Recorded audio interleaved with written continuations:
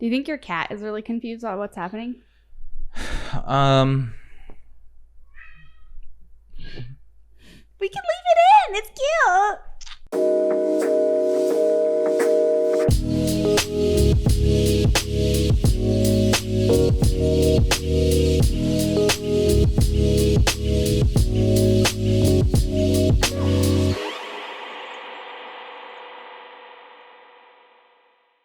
He's gonna be the reason why we can't record. Everything's going okay, and then the cat just decides. There's something every week where it's the neighbors are too loud. There's somebody's running their air conditioning, and we're getting a 6-second hum cycle. I think that's what it's called. I'm not even sure. Cheers. Welcome to Overthink This Podcast. My name is Kyle. My name's Macy. Excuse my slurp. Okay, so it's your turn. It's my go turn? First. I'm telling you, we're doing a Rochambeau or something like that. Not today. All right, well. I'm not ready. Why is it? Because it's too early? We're drinking coffee because it's pretty damn early. It's probably like 8:30 now. No, it's 9. Oh. That's early to be all set up and ready to go. Yeah, but we were planning on getting up at like 6 or 7 to try and do it, but that didn't work. Yeah, I didn't even open my eyes until like 7:38. I know. Because you were watching TikToks. You were sleeping. And you I were didn't watching. Think you could hear it. So annoying. All right. This week I've got a good one. It's a pretty good one. It's a good one. I don't know if you've heard of it, but I don't care. It's an interesting story that doesn't make a whole lot of sense, and it hasn't really been solved what's happened. Ooh, like murder? Well, that's the weird part. Okay. All right. So, sorry. This is the kidnapping of Sherri Papini. Yeah, it doesn't ring a bell. Doesn't ring a bell? All right. Well, let me jump right on in then.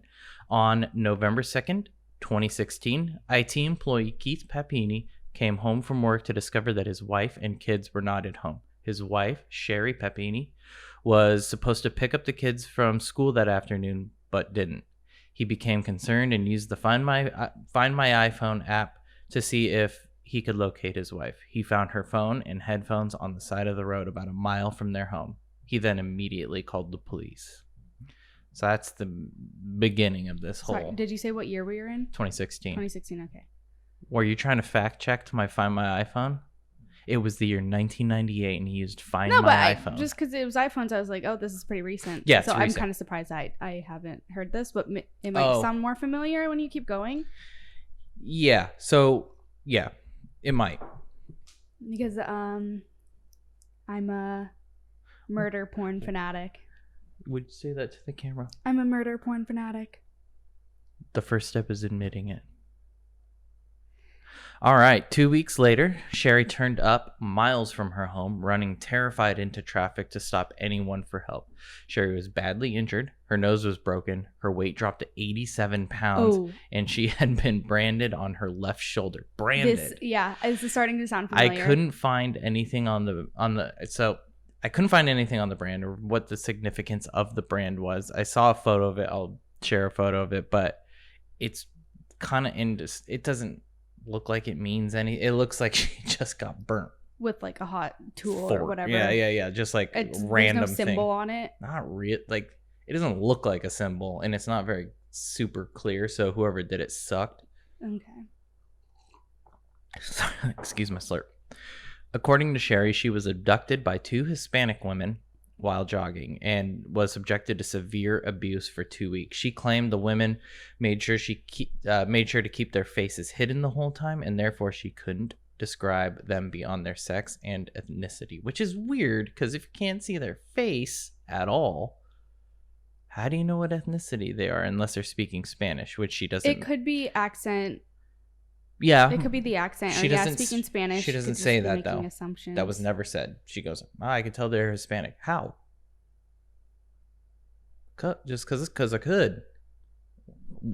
What? Like, if they're covered, it doesn't make sense. Anyways, we'll get to the theories later. The sheriff said that authorities are looking for dark-colored SUV with 2 Hispanic females armed with a handgun. The sheriff indicated that there is plenty of information that's not being released. Detectives wrote up about 20 search warrants, and they said they examined cell phone records, bank accounts, email, and social media profiles. Investigators declined to discuss what prompted them to file the search warrants or why detectives had traveled out of state. So they're doing a pretty extensive search on these women. They've looked at everything. They're doing their due diligence. They hopped on it right away. Wait, did I miss this part, or did you say how they abducted her? Where was she when they kidnapped her? She was jogging near her house. Oh, okay. And they found her headphones a couple miles away. Okay, so she was on a run and they just pulled her into the vehicle. Yeah, so that's the story, is that she was on a run and she got kidnapped pulled into a van by 2 Hispanic women with a handgun. Okay. And her headphones and phone were on the side of the road, which is where her husband found them. Okay. After that, okay, so good thing we recapped it, actually. So there's a few holes in the story that don't make a whole lot of sense. First of all, the DNA found on Sherri's body was male. So that doesn't really lend itself to the 2 females that kidnapped her, and did not belong to Keith, her husband. There was no DNA found on Sherri. Oh, sorry. There was no other DNA found on Sherri, which made her story about 2 Hispanic women very suspect. So it doesn't make sense. Unless she was kidnapped by 2 women and handed off to a male. But if she didn't say that, then that doesn't really line up. Yeah. So that's the crux of this whole thing, is what she's saying isn't lining up with what's being found. Mm-hmm.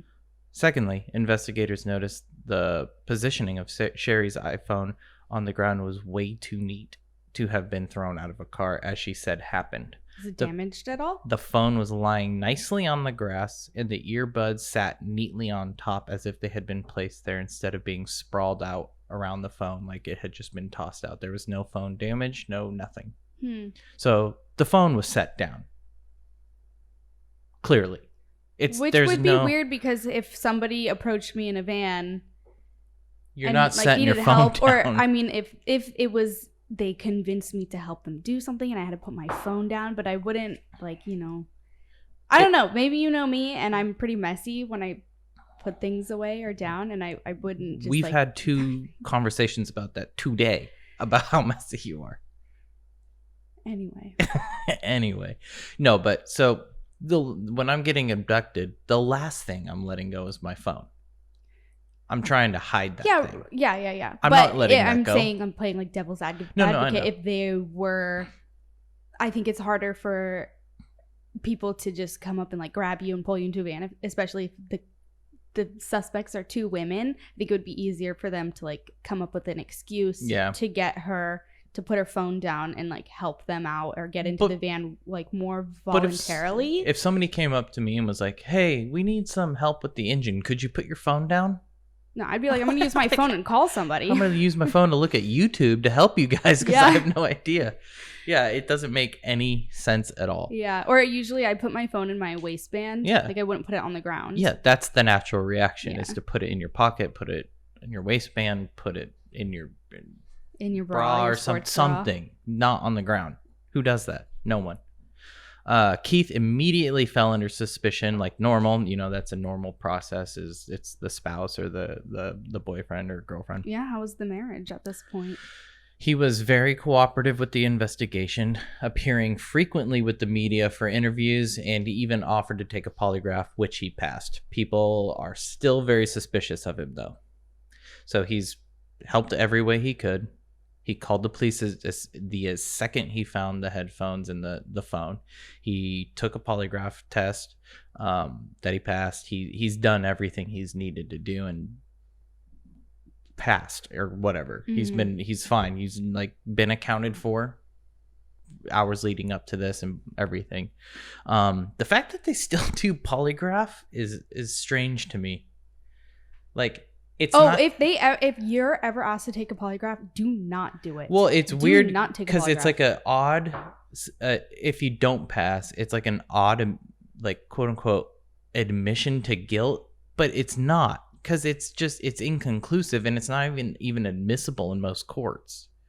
So what's the point? Yeah, I don't know. And if you don't pass, there's a million reasons why you didn't pass, or probably didn't pass. Yeah, life tip. If you're ever asked to take a polygraph, decline. Don't do it. Even if it makes you look suspicious, don't do it. Yeah, because if you accidentally fail or something, or not even accidentally, if you just fail, then you really look guilty all of a sudden. And not even that, but if they say, oh, your results were inconclusive, it also puts guilt on you almost. Yeah, it's like, it wasn't clear enough for you to just be able to pass it easily. Yeah, it's just it's an old technology that I'm surprised we still have in use today. It doesn't make any sense. So, okay, after this happened, after the investigation was when everything's going and Keith's passed everything, police are doing their search warrants, that they're not letting the public know, blah, blah, blah. Sherri disappeared from the spotlight as soon as she was sent home from the hospital. She has stayed very quiet ever since. So she told her story. Keith passes stuff. They're doing investigations. She never really hit the limelight again. How long was she missing for? A couple weeks. And she came back 83 pounds? It's 87. 87 pounds? And do you know how much I don't know what she she started at. No. Okay. But if she was maybe a small woman and even started at 100 pounds, in 2 weeks, that's dropping what to 87 assuming. Is still an extreme amount of weight to lose in 2 weeks. Yeah, so that's what I'm assuming. Where I was looking, it didn't say where she started, but I assume she was a small woman to begin with, because 87 pounds in a few weeks is pretty tiny. But that just says that something was happening to her for 2 weeks. Was she not fed? Did she not eat at all? Because to drop that much weight in that much time, you have to just not eat. Yeah, that's very little. Yeah, that's a lot of weight. Yeah, let's say she's 100 pounds. That's 13 pounds in 2 weeks. When you're that small, you're not just dropping lbs. Yeah, when I got my tonsils out, I dropped 10 pounds in 1 week, which is extreme. But that was a case of physically not being able to eat anything for a week straight. Yeah, not even water. You could do water, right? I could have water, but it hurt, didn't it? I wasn't having enough water, so it's probably a mix of dehydration and not water eating. Loss, and it was over Thanksgiving too, so I kind of just sat and watched everybody else eat, and then went to my room. The theories. She was. Okay, so this is theory one. So this is a sort of a mix of the theories I found online, and then I threw in my takes as well. So I just kind of combined these three of what I've found and what I thought. She was actually kidnapped, and this whole thing is 100% true. Who knows? She could be telling the story, and the two women did abduct her. And as for the DNA, she could have been cleaned of the women's DNA and then got dropped off by a male, and that's why there's a different man's DNA on her. Did she say how she got out of the situation? She did. She said she just got dropped off or left out in the middle of nowhere, and she was stopping people. It doesn't. That would also be terrifying if you're driving down the road and this 87-pound woman is trying to get help. I want to say that I would be the person to stop and help, but I would be also very frightened. It's weird though, because it didn't say there wasn't definitive information. As you know, the police are holding some information. Right. Her story doesn't exactly line up. It literally said she turned up miles from her home. So she was dropped off, obviously, or not. Maybe she was left. Or she's okay, well, I'm done on vacation. I don't know. If something traumatic happened to her and she was kidnapped and also went through a lot, who knows? She could be suffering from the mental toll that took on her and isn't quite sure what happened, or if she was beaten really badly and just lost parts of Her memory? I mean, her nose was broken. She had some facial injuries and was branded. So somebody happened. Did something to her something that doesn't point to her doing it herself. It doesn't. But it's so sus because nothing is lining up. Yeah. It's just super weird. All right. Theory number 2. This was all an elaborately planned story to have 2 weeks free with her lover. Maybe she made the whole thing up to cover up an affair she was having. Seems extreme, but people are insane. And then told him to beat her up so that it would look real. I don't know. People are insane. Like, all right, punch me in the face so it looks like I was abducted. Or maybe she's into that. I don't know. People are weird. I could never understand these stories. Like, just leave your husband. If that's the case. That's the thing. Just leave your husband. I never get it. Like, it doesn't make any sense. I was watching a story the other day, and the guy like murdered his wife and then got like $100,000. Like, well, that's what the motivation was. But $100,000 to gamble with like getting put to death? No, thank you. Just work harder. Like, just like try harder. But that thought process, thinking that $100,000 is going to be significant enough. It's insane. Not get caught. Like, obviously. I mean, it's not enough in California. That's like a year of mortgages. Like, it's not. So maybe wherever these people live, it's a whole lot of money. But in California, it's like, just work harder. All right. And then the third theory, Sherri and Keith came up with the whole ruse to collect ransom money. Apparently, the money they collected for her ransom money was close to the amount they owed on their house, and many people are side-eyeing the Okay, I don't remember you mentioning ransom in the beginning, though. So was there a ransom note? No, I just called it ransom because they were raising money to like help search, like a GoFundMe. Yeah, thing. Exactly. So I just called it ransom because I didn't really know what else to call it. But they were raising money. They were raising extreme. Money for the search parties and the whole It would be easier to pretend you had cancer. Yeah, and do one of those. And just sit in your house. People do that shit all the time. It's so weird. Just shave your head and pretend you have cancer. Like, what are you doing? Yeah, it's pretty messed up. Yeah. So those are the 3 coincidences, or the 3 theories. So where are they now? The Papinis stayed at their home in Reading for a while before it became unbearable to live there. The son. This happened in Reading? Mm-hmm. The son reported that close by. The son reported that the family moved away to an undisclosed location. Papini is the mother of 2 children, and her husband has been very supportive throughout the whole ordeal. Since her return, Papini has been reclusive, as per the account given by neighbors. Some have stated the family needs privacy, while others have cast the shadow of doubt on the truthfulness of how events turned out. So even her family is like, what happened? Well, I don't know. So genuinely what I think happened is something happened to her. I think she was kidnapped.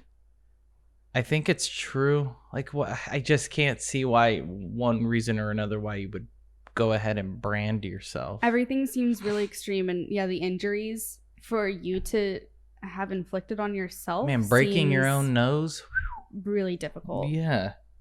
So like and the reasoning is to get a week away from her family or 2 weeks away from her family. It makes no sense. Yeah, it's weird too, because as you can tell, there's not exactly definitive facts that I could give.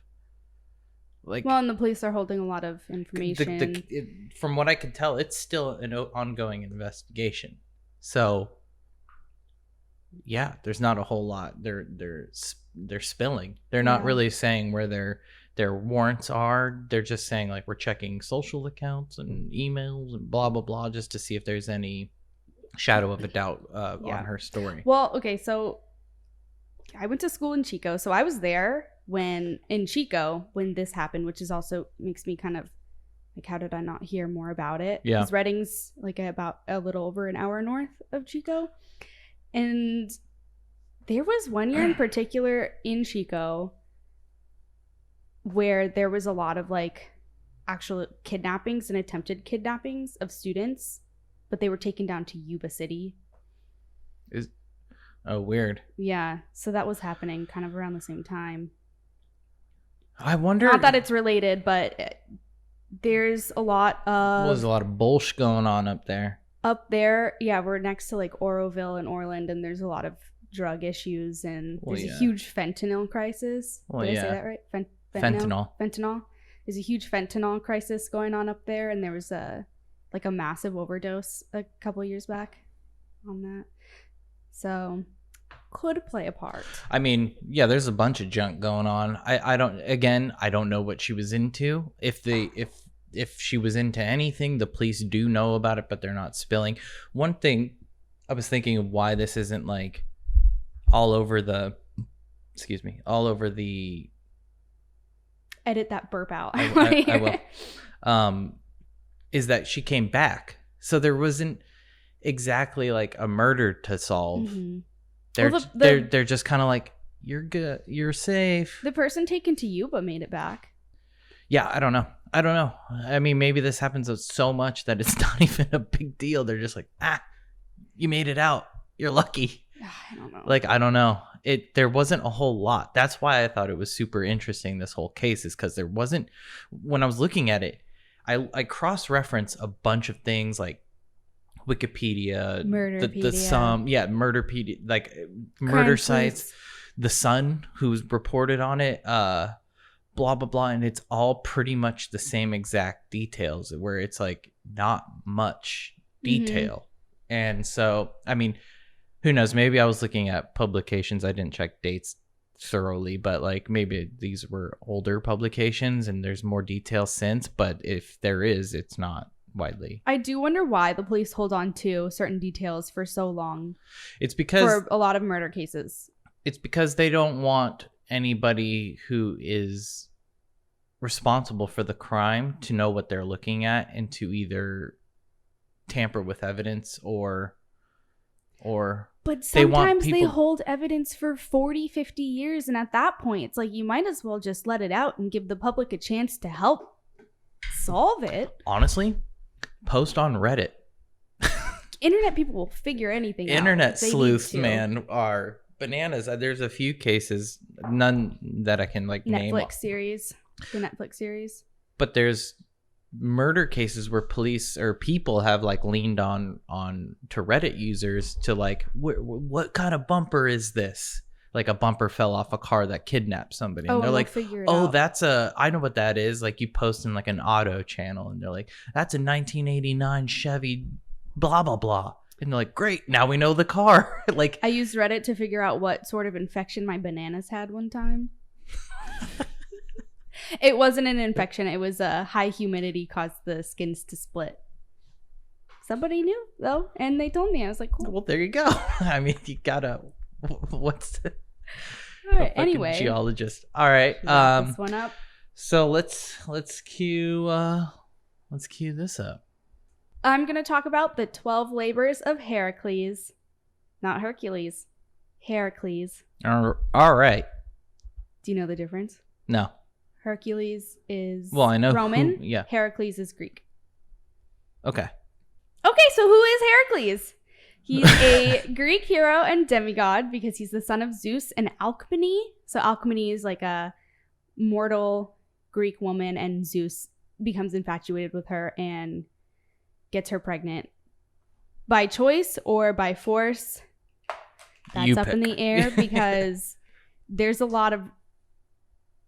it seems like a lot of rape in Greek mythology.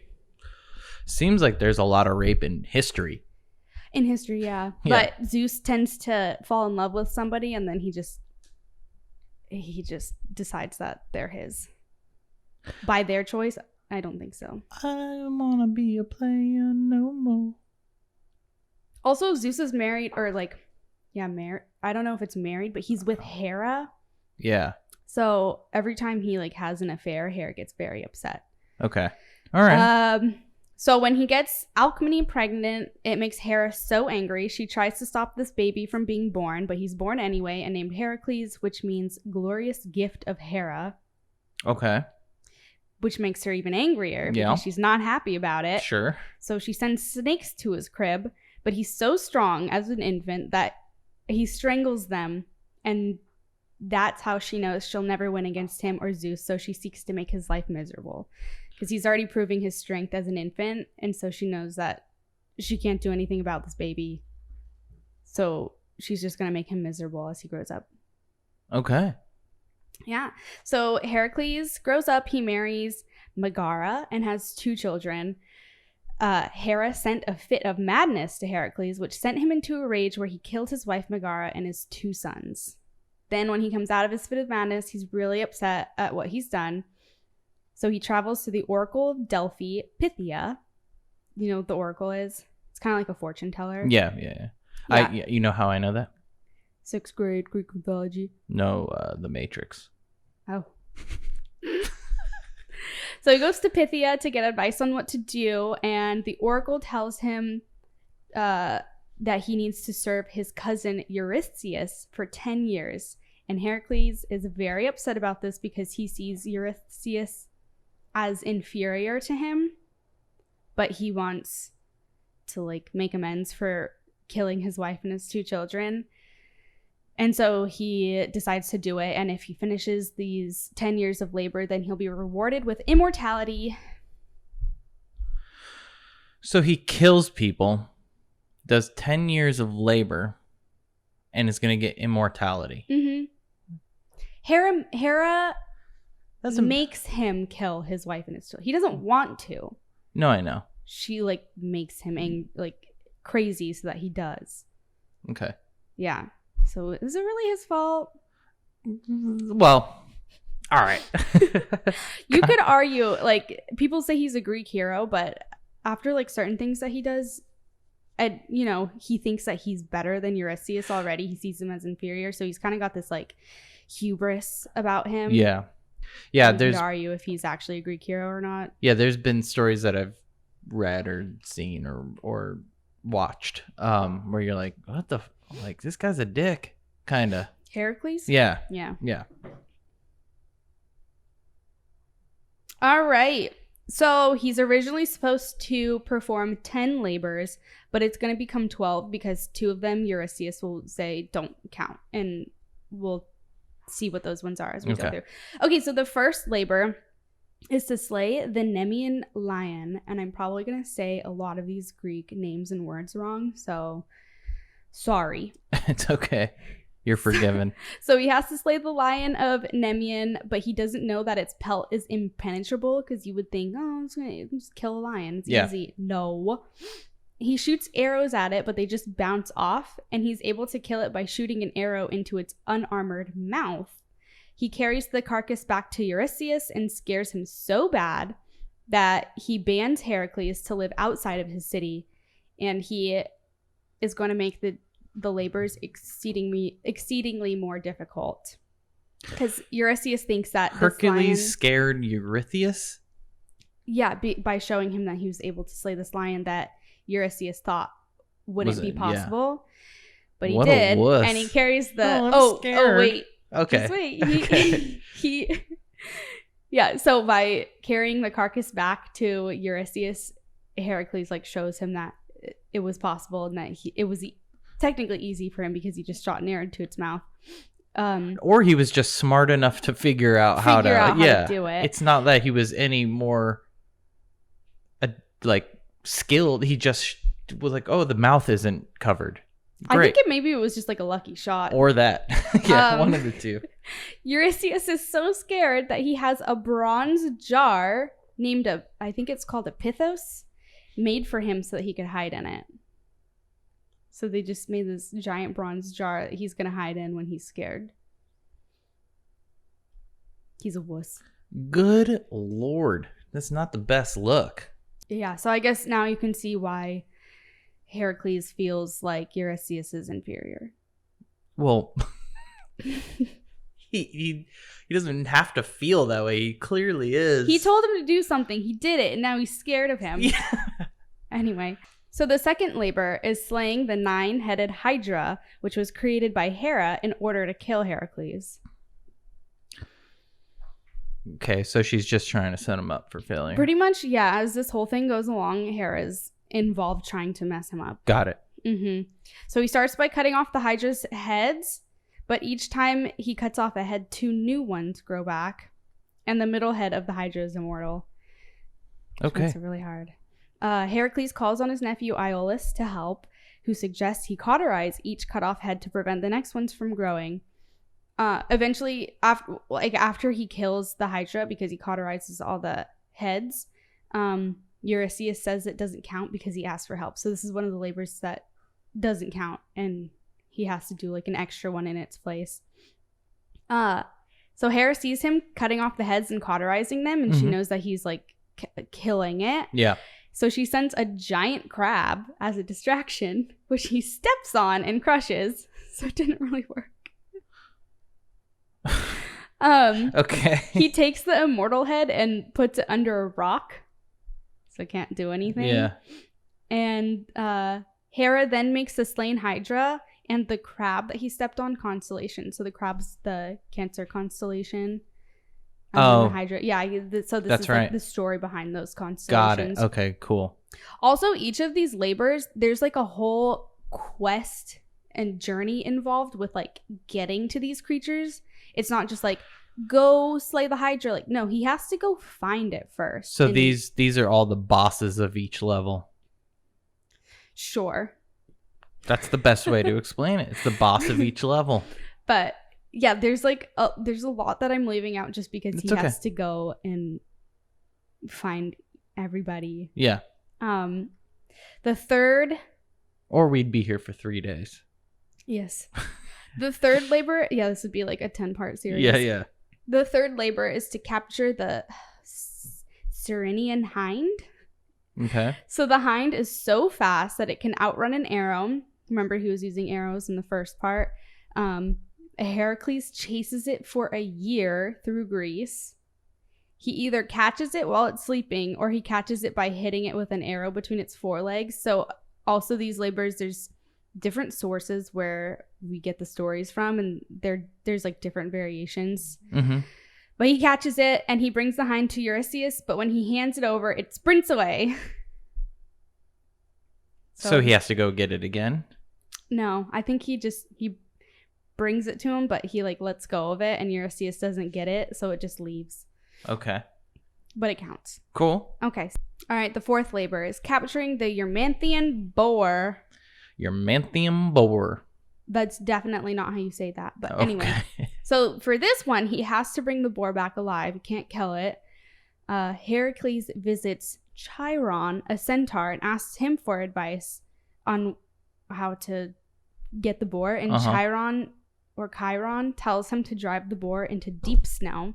He does that, and he brings it back to Eurystheus, who is frightened by it, and tells him to take it away. So he does the job again. Yeah, he tells him bring the boar back alive, and he does, and then Eurystheus is terrified. He's scared of it. Get rid of it. God, take it away. This guy's a trip. Yeah, and this one actually, number 4, the capturing the boar, has like a really good backstory about like the centaurs and stuff, but it's too long. Maybe we'll save that for a different different time when we do our 10-part series of Greek myths. We could. I know. If anybody wants it. There's so many. And it's really interesting. I love Greek mythology. I remember liking it, but I haven't looked into it lately. Okay. All right. 5th labor is to clean the Augean stables in a single day. So the Augean stables there's Sky Augean. He has like all these crazy, beautiful horses. They're immortal livestock, and there's like about 1,000 of them. And the stables haven't been cleaned in over 30 years. So you could imagine the mess that makes. A lot of poop. Yeah. So this task was specifically designed to be difficult and also humiliating. So he's going to have to shovel poop, and he has to do it in a single day. He succeeds by rerouting 2 rivers, the Alpheus and the Peneus, to wash out the stables. So he just finds like an easy loophole. Instead of just shoveling, he just washes it away. Yeah. He makes a barter with Augean that if he completes the task, he gets 1/10 of the cattle. So he completes this task, but Eurystheus says since he was paid for it, it doesn't count because he's going to receive cattle for doing it. and there's like a business exchange. So Eurystheus is like, nope, doesn't count. I don't like this Eurystheus guy. Yeah, he sucks. Like, just because he's smarter than you don't villainize him. Yeah, Eurystheus sucks. All right. Okay, labor number 6. Slay the Stymphalian birds. I don't know how to say that one. Okay, so these birds have beaks made of bronze, and they shoot their sharp feathers at their victims. Cool. Their dung is extremely toxic. I like that you said dung. That's because that's what whatever I was reading, that's what that said. So I was like, okay. Dung, not poop. Dung. They're poop. All right. They had migrated into a populated area in Arcadia, so they needed to be moved. So this was like an actual problem that he's like has to help with. Okay. Athena, she sort of like I know her. Him. Yeah, she sort of guides him and helps him through some of these labors. She gives him a rattle, which he shakes, that scares the birds into the air. He shot a bunch of them down with his arrows, but then the others just like flew away and just stayed away. And then that was that. Yeah, he just shakes a rattle and they just kind of like leave. Okay. But I guess it's like a special rattle because Athena like gave it to him. So, well, I assumed it was a special rattle, not just your run-of-the-mill Walmart brand rattle. So it just sounds like each of these, at least so far, are just clever ways of problem solving. That's pretty much, yeah. Like, he's not using brute force or anything. He's just like going, it's like that thing where it's like the lazy guy always comes up with the easiest solve because he's trying to solve it the quickest, easiest way. Yeah, and you'll see on labor number 11 is pretty much like that, just very like outsmarting people, and yeah, we'll get there. Okay. We're on 7 now. Okay. So labor number 7 is capturing the Cretan bull. He goes to Crete to slay the Cretan bull, which has wreaked havoc on crops. So again, this is like a problem in a community that he's like sent to go fix. Yeah. He sneaks up on it and throttles it. What does that mean? Like jostles it. Or is throttling like specifically choking? I have no idea. Because it says he throttles it, but he doesn't kill it. So he's like kind of choking it out until like, I guess he can get control of it. Who knows? I do like the term throttled. He throttles it. Yeah. And he sends it back to Eurystheus, who hides in his pithos, his bronze jar, because he's scared. And Eurystheus wants to sacrifice the bull to Hera, but she refuses because Heracles had something to do with it. And so they just let the bull wander away. Okay, bye. Yeah. Bye, so bull. he gets it and he brings it back, and then they didn't want it, so it just like walks away. Okay. It's a very uneventful end. I know. To the story. So labor number 8 is to steal the mares of Diomedes. These mares, so mare is a horse. They're wild, and they eat the flesh of unsuspecting guests or strangers on the island of Diomedes. So they're man-eating horses. Damn. Yes. All right. There's a few different versions of this labor that I found. So in either version, Heracles feeds the horses human flesh to calm them down, so like to distract them, and then just binds their mouths shut and like takes them back to Eurystheus. I want to believe that he fed the horses Diomedes because they were his horses. Yeah. So he fed them to the horses. Yeah, he took Diomedes and fed him to the horses. So he fed a horse to a horse? No, Diomedes is like a person. Oh. On the island. Got it. These are his horses, his flesh-eating horses. Got it. Now I get it. So Heracles goes. It sounded like you were... takes Diomedes and feeds him to the horses. The owner of the horse was fed to his horses. Yes. So how did he own the horses if the horses were okay with eating them? We don't know that. I'm guessing he knew how to manage his flesh-eating horses. Okay, yeah. Good, fair enough. Until he was like force-fed to them. All right. So Heracles takes the horses back to Eurystheus, who dedicates them to Hera. And then again, they just like roam around.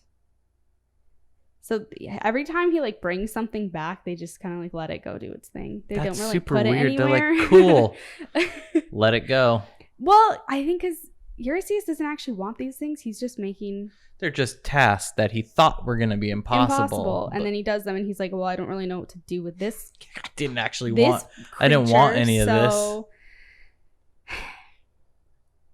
Number 9, this one's a little bit crazy. Okay. The 9th labor is to obtain the girdle of Hippolyta, the queen of the Amazons. So I guess it's like kind of like a belt. A chastity belt? No. Oh. Just a belt. Okay. Eurystheus' daughter, Admete, wants the belt, so he sends Heracles to get it. Because why not? You're just going to use him anyway. Okay. Hippolyta, there's like this one has like a big backstory on him getting there with like certain people involved, and I'm not going to go into that because it's too much. But when he gets there, Hippolyta is impressed with Heracles' exploits. So everybody knows that he's already been doing all these labors, and she is like really impressed by that. So she just gives him the belt. Like he doesn't have to do anything for it. Yeah. Hera is determined. That's funny. It was pretty nice. There you go. However, it was too easy for him. So Hera is determined. Well, did he tell her? He didn't have to tell her? She knows. She's like living in the sky. She's Okay. Living in the sky. They live on Mount Olympus. They can see. Yeah, that's right. She's determined to not let this go easy and disguises herself as one of the Amazons. She goes to all the other Amazons and spreads the rumor that Heracles is there to steal the queen Hippolyta. So the women go after Heracles to attack him because Hera's like spreading this mean rumor like he's here to take her. That's pretty clever though. Yeah. And so Heracles thinks that Hippolyta was up to this because he's like, there's no way she's just giving me this belt and letting me leave. He doesn't know that Hera is involved. And he thinks that Hippolyta is the one who sent the Amazons after him. So he kills her. Okay. And he takes the belt and he goes back to Eurystheus. So she's being nice. She gives him the belt and then she ends up just being killed. Just because of the stupid rumor. I know. All right. Poor Hippolyta. So he goes back to Eurystheus. He gets the belt. His daughter gets the belt. They're happy. Labor number 10 is to obtain the cattle of the 3-bodied giant Geryon. So he goes and kills Geryon with a poisoned arrow to the forehead and gathers the cattle. So he just kind of slays him. Gets cattle. Seems like it's going fine. Yep. However, Hera sends a gadfly to bite the cattle, which irritates them and scatters them. So they're giving him tasks and then just fucking it up for him after he does them. I mean, Eurystheus is giving him the task. Hera's the one that's just fucking him up because she hates him. Yeah, but still, like, y'all, what are we doing here? I guess there's no... She doesn't care. She that's hates what him. I was going to say. There's no... You're not going to... I don't know. Yeah. Whatever. So he gets these cattle, and then she sends the fly. The fly bites them. They all scatter, and then it takes him a year to gather them back up. Jeez. Yeah. I mean, he's serving Eurystheus for 10 years, so most of these labors takes like a year. Yeah. Or so. Except the belt. Yeah, except the belt. Actually, I think the whole quest getting there was pretty long. Anyway. All right. So he gathers them back up. It's been a year. He gets all the cattle. And then Hera sends a flood, so he can't get back with the cattle until he piles up a rock bridge and then, like, walks them back. So he has to, like, create a way to get back because she floods the land. And she hates him because Zeus had an affair. Yeah. And so fathered him. So yeah, she should be going after Zeus. Yeah, that's not fair. Like, this poor guy's like, dude, my stepmom sucks. Sort of a victim in all of this. Or my stepmom. Well, she's not a stepmom. She's nothing to him. No. All right. Because he has a mom. I guess she is a stepmom, technically. Yeah, I don't know. She doesn't go after the mom, it doesn't sound like. I don't know. Yeah, go after the people involved, not the child. Is. It's not his fault. Yeah. All right. When he gets the cattle back to Eurystheus, he sacrifices them to Hera, which I guess she accepts the sacrifice because some of them she doesn't. But this one she did. She did. Okay, labor number 11, outsmarting people. He's sent to steal 3 of the golden apples of Hesperides. And also all of these like things, like the Amazons, the apples, the Hydra, they all have like their own stories and their own backstories. But that's what you're saying. So each thing's its own immense quest. Yeah, but the thing itself too, like there's a lot. Yeah. Okay. We just can't get into all of it. Okay. So he makes his way to the gardens. He has to find the gardens, and there's a lot involved in getting there, but he gets there. He runs into Atlas. Atlas is the guy who's holding up the universe. You know? Yeah. On his back. He convinces Atlas to let him hold the heavens for a while Atlas collects the apples, because it would be easier for Atlas to get them because he's supposedly Hesperides' father. So Hesperides would like let him get the apples. Got it. And so Atlas is like, sure. Like, I've been holding these heavens for like so eternity. Long. You can do it. Yeah.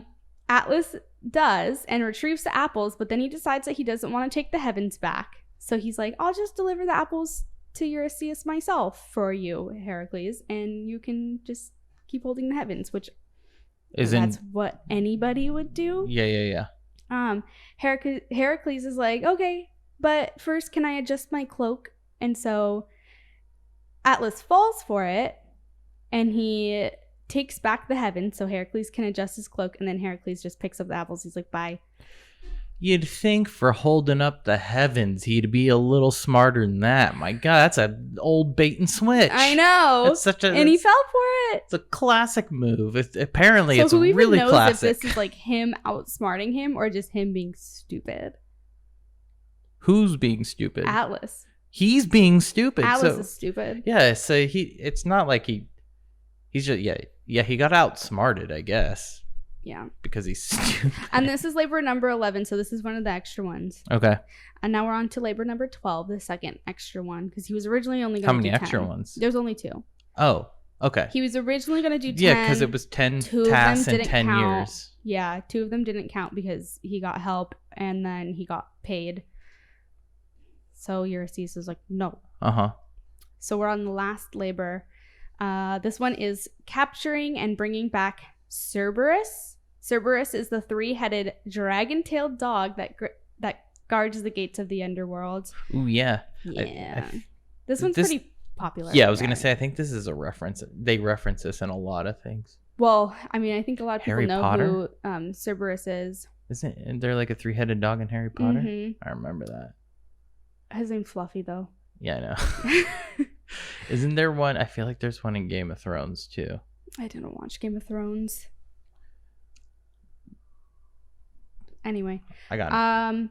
Okay, so Heracles walks into the underworld and just asks Hades if he can take Cerberus to the surface, and Hades is like, sure, you can take him, but don't use any weapons. Like, that's my dog. He uses his hands and takes Cerberus to the surface and to Eurystheus, who hides in his pithos again. Because he's a wuss. And he begs him to take Cerberus back to the underworld, and then he'll release him. So the last labor, he just kind of goes and he's like, can I take that? And he's like, yeah, okay. So he takes him. And then, can I take your dog for a walk? He's like, sure. Yeah. And then Eurystheus is like, take it back. And he's done with his labors. And after his labors, he's released, and he goes and he joins Jason and the Argonauts on the quest to find the Golden Fleece. So he's just always on a quest. Pretty much. I mean, now he has immortality. So what do you think what quest do you think he's on right now?